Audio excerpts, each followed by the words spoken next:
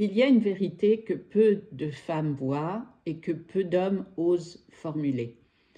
Beaucoup d'hommes ont envie de l'amour et ils ne sont pas en train de fuir l'amour, ils regardent plutôt l'amour comme un danger, un terrain miné où ils ne savent pas ce qui peut arriver et donc ils fuient cet endroit où l'amour pourrait les obliger à se rencontrer eux-mêmes.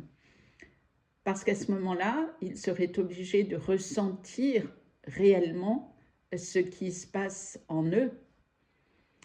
La relation affective, surtout lorsqu'elle est authentique, n'est pas un espace neutre pour un homme. C'est un miroir, un révélateur, un amplificateur,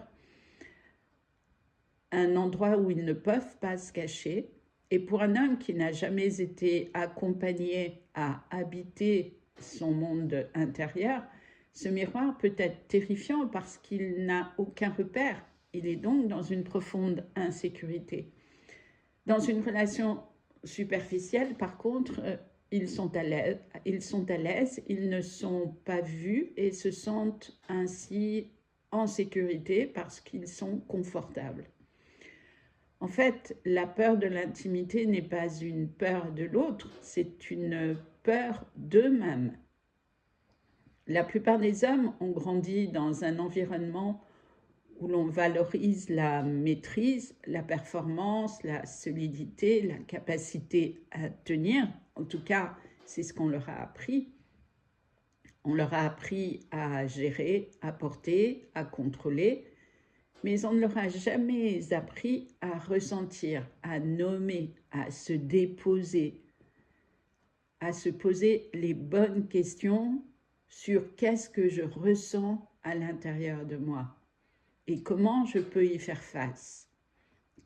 Cette question-là est super importante pour eux. Comment faire face?